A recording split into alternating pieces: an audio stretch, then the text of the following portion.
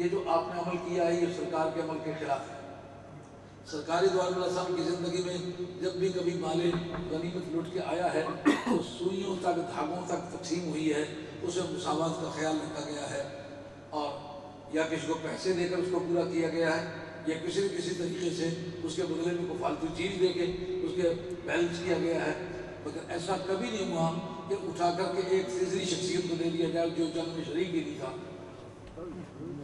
بتائیے قرآن میں اس کا کوئی ثبوت ہے؟ ان کا قرآن میں تو اس کا کوئی ثبوت نہیں۔ وہ حضرت فاروق اعظم تیرے انصاف پر قربان، تیری خدا پرستی پہ قربان، کتنا تو منصف مزاج انسان ہے۔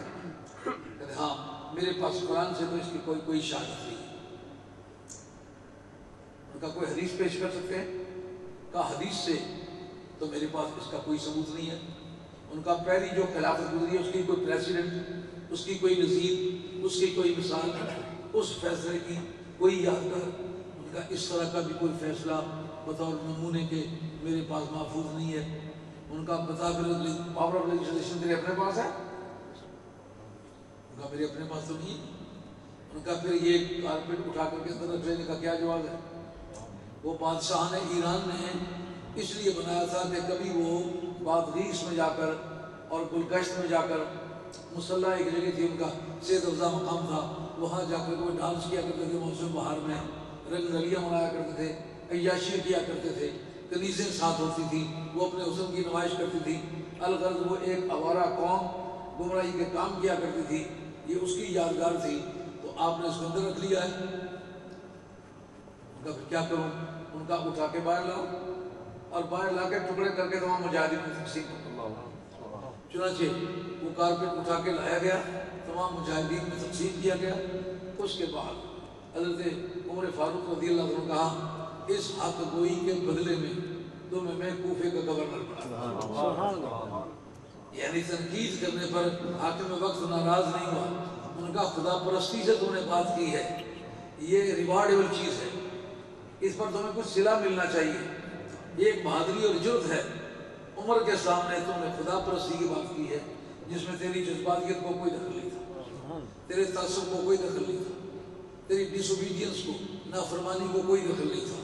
تم نے خدا پرستی، حق پرستی کی بنیاد پر یہ سوال کیا تھا۔ میں سمجھتا ہوں ایسے حق پرست انسان اگر قوم کی سبوں میں موجود ہوں تو حاکم وقت سیدھے راستے پر چلنے پر مجبور ہوگا۔ اس بدلے میں تمہیں کوفے کا گورنر بنا۔ لیکن ایک اور بات بڑی دلچسپ اس میں ہے، یہ ہے کہ ملک کے وسائل کا مس یوز، اس سے باز رکھنا یہ ملک اور قوم کی ضرورت کی چیز ہے، مگر اس کو سربراہ مملکت رکھ سکتا ہے، یہ عوام کا کام نہیں ہے۔ عوام تو صرف بات کر سکتے ہیں، اختیار تو عوام کے پاس نہیں ہے۔ اب جناب وہ فاروق اعظم جس کے کپڑے پر پیوند لگے ہوئے ہوتے ہیں، موسم گرما میں گرم قسم کے کپڑے پہنے ہوئے ہیں، گرمی کے موسم میں قانون ضرورت کے تحت، under the law of necessity, مجبوری کے تحت کوئی گرم کپڑے پہنتا ہے، نہیں تو تلاش کرتا ہے بازار میں وہ جی گرمیوں کے کپڑے چاہیے۔ واہ عمر فاروق تیری ذات کو قربان کہ اتنی بڑی مملکت کا سربراہ ہے، تجھے گرمیوں کے لیے سرد کپڑے نہیں چاہیے، تو بڑی سادگی کے ساتھ زندگی گزارتا ہے۔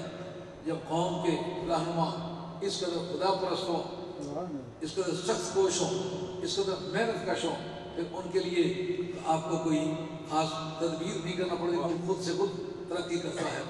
اب حضرت فاروق اعظم رضی اللہ عنہ کو جب جج بنا دیا تو اس زمانے میں چند ڈائریکٹر اور ججز مقرر ہوئے تھے جو ججوں کی پڑتال کرتے تھے، ان کی عدالتیں کس وقت کھلتی ہیں اور مستغیث کس طرح آگے کھڑے ہوتے ہیں، اس علاقے میں مستغیثوں کی، فریادیوں کی، کمپلیننٹ کی تعداد کتنی ہے، کتنی دیر تک دربار کھلا رہتا ہے۔ آپ نے ایک آرڈر سرکولیٹ کیا، پتہ چلا کہ بعض ہماری ججز اب صرف ماہ رمضان شریف کے روزے ہی ٹریننگ نہیں ہے بلکہ مسلمان کی روزانہ کی زندگی کی بھی ٹریننگ بن گئی ہوئی تھی۔ حضرت فاروق اعظم رضی اللہ تعالیٰ عنہ نے ایک آرڈر سرکولیٹ کیا، وہ کہا لا ترکبوا فی ضمن، کسی گورنر کو، جو گورنر ہوتا تھا وہی جج ہوتا تھا اور لیجسلیچر کا وہی ممبر ہوتا تھا، یعنی جوڈیشری، لیجسلیچر اور ایگزیکٹو تینوں کا ایک ہی ممبر ہوتا تھا، اور وہ آدمی 3 ڈیوٹیاں کرتا تھا، تنخواہیں ایک لیتا تھا۔ اب جناب ایسا ہوتا ہے وزیر بے محکمہ، محکمہ کوئی ہے ہی نہیں تو پھر بھی وزیر، وہ جو ان کے سیاسی دباؤ ہوتے ہیں، ان کا گھر پورا نہیں ہوتا تو پھر کہتے ہیں چلو محکمہ نہ صحیح وزیر تو ہے۔ یہ وزیر کس مقصد کے لیے؟ وزیر کا تو ایک فنکشن ہوتا ہے، قانون سیاسیات میں موجود ہے۔ وزیر کیا کرتا ہے؟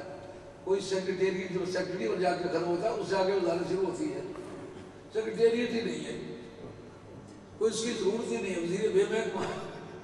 اب جناب حضرت فاروق اعظم نے ایک آرڈر سرکولیٹ کیا، لا ترکبوا بزون، کہ جتنے گورنر ہیں، جتنے قاضی ہیں، جتنے ججز ہیں، ان میں سے کوئی آدمی ترکی گھوڑے پر سوار نہیں ہو سکتا، کہ وہ ترکی گھوڑا سفر کم طے کرتا ہے، کثرے بہت کرتا ہے، اس پر چڑھنے والے آدمی کا دل دماغ غرور میں مبتلا ہو جاتا ہے، اس لیے لا ترکبوا بزون، ترکی گھوڑے پر سوار نہیں ہو سکتے۔ نمبر ایک دیکھیں ان عیاشی کے دروازے بند کیے، یہ عیاشوں کی زندگی ہے۔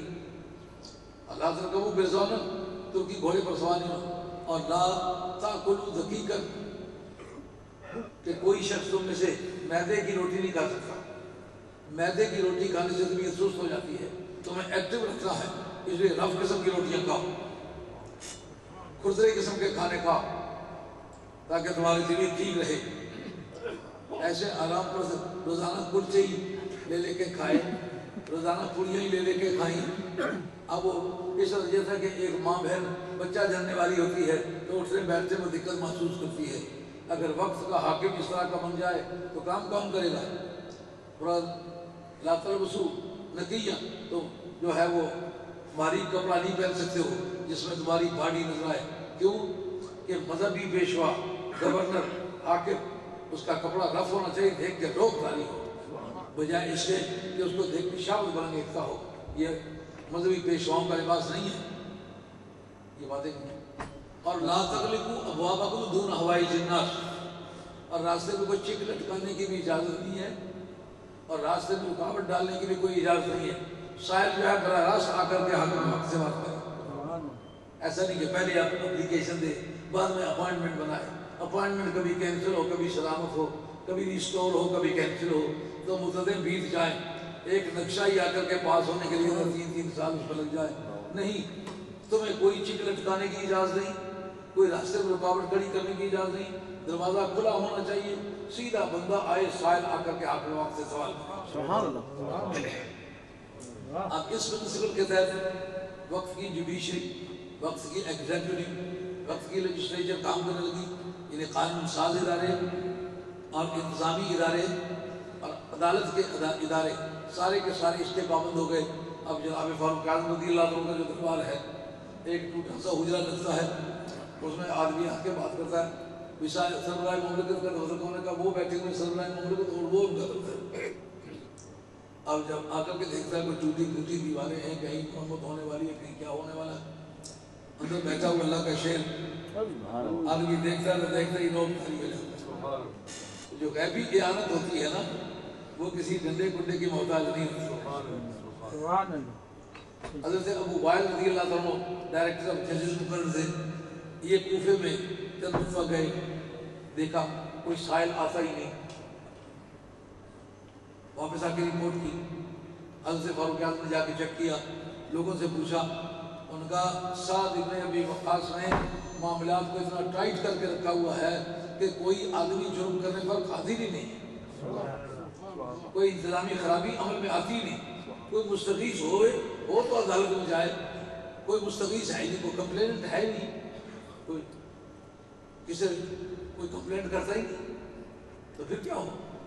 بہت اچھا، ان کی بہت عزت افزائی کی۔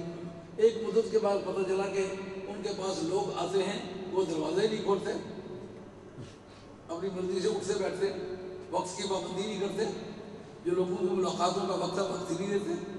حضرت ابو وائل رضی اللہ عنہ کو بھیجا کہ جا کے چیک کرو، جا کے چیک کیا، کئی دنوں تک وہاں بیٹھے، تو لوگ آ کے دروازوں پر جمع ہو کے واپس چلے جاتے اور وہ کوئی بات ہی نہیں سنتے۔